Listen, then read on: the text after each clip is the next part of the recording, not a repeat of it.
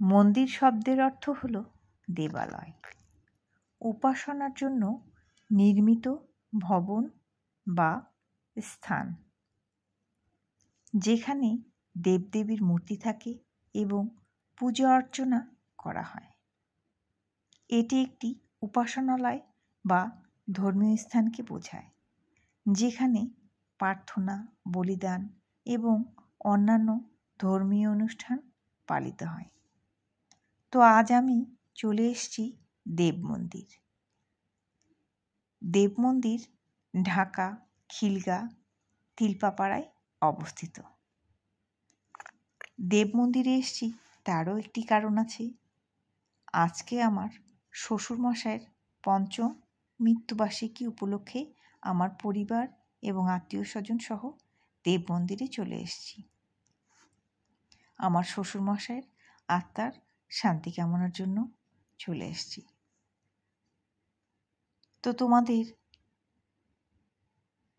মন্দিরের রাধাকৃষ্ণ প্রতিষ্ঠিত মূর্তির মুখখানি আজ দেখাবো, আর সেই সাথে মন্দির সম্পর্কে এবং ভোগ দর্শন সম্পর্কে কিছু বলবো। রাধাকৃষ্ণ প্রতিষ্ঠিত এখানে। তো তাহলে দেবালয় সম্পর্কে একটু বলি। দেবালয় একটি মন্দিরের একটি প্রতিশব্দ, উপাসনা গৃহ। এটি এমন একটি স্থান যা উপাসনার জন্য ব্যবহৃত হয়। ধর্মীয় স্থান, এটি একটি ধর্মীয় বা আধ্যাত্মিক কার্যকলাপের জন্য সংরক্ষিত একটি কাঠামো। উদাহরণ যেমন শিব মন্দির, কালী মন্দির, দুর্গা মন্দির ইত্যাদি।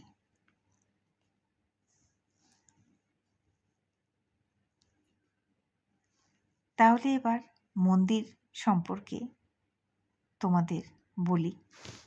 মন্দির দর্শনে যা হয়, ঈশ্বরের সঙ্গে সংযোগ। প্রথম কথা, ঈশ্বরের সাথে সংযোগ।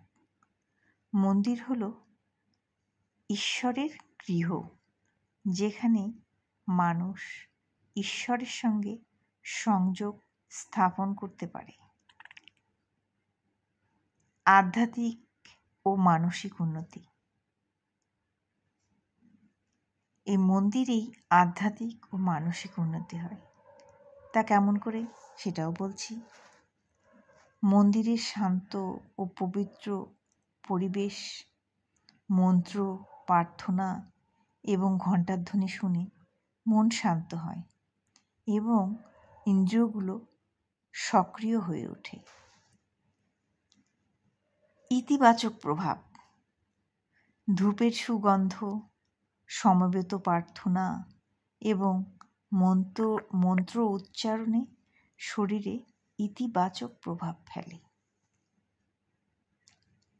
এতে আত্মারও বিকাশ হয়। কেমন করে? মন্দির দর্শনে আত্মাকে উন্নত ও সক্রিয় করতে সাহায্য করে এবং আত্মার ভেতরে থাকা ঈশ্বর দর্শন পেতে সাহায্য করে। এবার তাহলে ভোগ দর্শনের কথা তোমাদের বলি। ভোগ দর্শনে যা হয়,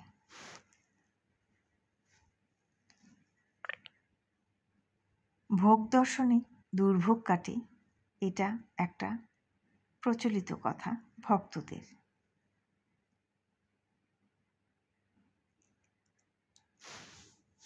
তো ভোগ দর্শন সম্পর্কে যা হয় সেটা তোমাদের বলি। ভগবানের প্রতি ভক্তি প্রথমত ভোগ দর্শনে। ভক্তরা ভগবানের জন্য খাবার তৈরি করে নিবেদন করেন। মূলত ভক্তরা ভগবানের জন্য খাবার তৈরি করে নিবেদন করেন, যা হলো ভোগ। ভোগ থেকে আমাদের দুর্ভোগ কাটে, আর দুর্ভোগ মানেই দুঃখ কষ্ট থেকে মুক্তি। তাহলে তো দুঃখ কষ্ট চলেই আসে। দুঃখ কষ্ট থেকে মুক্তি সেটা কেমন করে? ভোগ দর্শনে দুর্ভোগ কাটে, এটা একদমই প্রচলিত একটা কথা। এই বিষয়ে বলি ভক্তদের। আবারও বলছি, ভোগ দর্শনে দুর্ভোগ কাটে, এই উক্তিটি শ্রীমা সারদা দেবীর। এটি একটি আধ্যাত্মিক বিশ্বাস, যেখানে বিশ্বাস করা হয় যে ঈশ্বরের ভোগ দেখার মাধ্যমে মানুষের কষ্ট দূর হয়। এই উক্তিটি বোঝায় যে ঈশ্বরের প্রতি ভক্তি এবং তার নৈবেদ্য দেখার মাধ্যমে মানুষের জীবনের দুঃখ কষ্ট থেকে মুক্তি পেতে পারে। এর উৎস শ্রীমা সারদা দেবী। আর অর্থ, যখন মানুষ ঈশ্বরের জন্য তৈরি করা ভোগ বা প্রসাদ দেখে, তখন তার মনে এক প্রকার শান্তি আসে এবং দুঃখ কষ্ট কমে যায়। এটি একটি আধ্যাত্মিক দৃষ্টিভঙ্গি, যেখানে বিশ্বাস করা হয় যে এ ধরনের দর্শন মানসিক শান্তি এনে দেয়। তাহলে ব্যাখ্যাও দিতে হয়। এই উক্তিটি জীবনের ভোগ ও ত্যাগের একটি গভীর অর্থ প্রকাশ করে।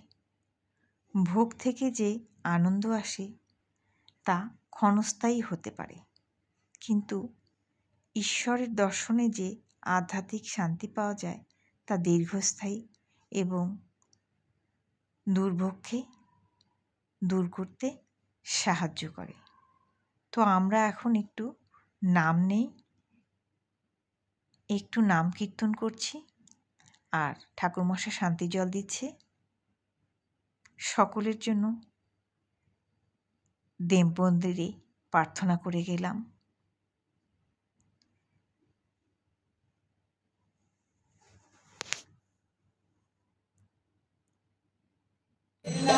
ভক্তদের সুস্থ রেখো, ভালো রেখো,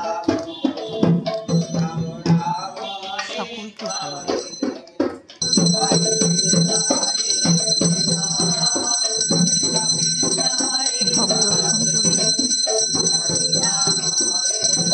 ভোগ নিবেদন অনেক আগে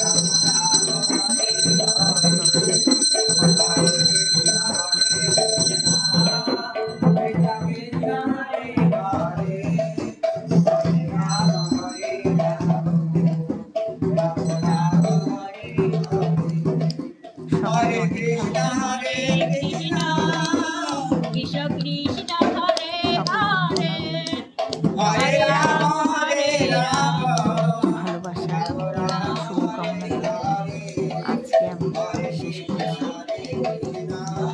আর ঈশ্বরের কাছে সকলের জন্য প্রার্থনা, সকলকে যেন সুস্থ রাখে।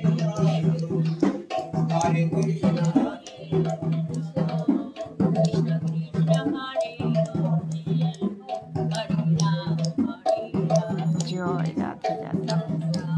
হরে কৃষ্ণ হরে কৃষ্ণ হরে কৃষ্ণ হরে রাম রাম রাম হরে কৃষ্ণ কৃষ্ণ কৃষ্ণ হরে হরে হরে রাম রাম রাম হরে।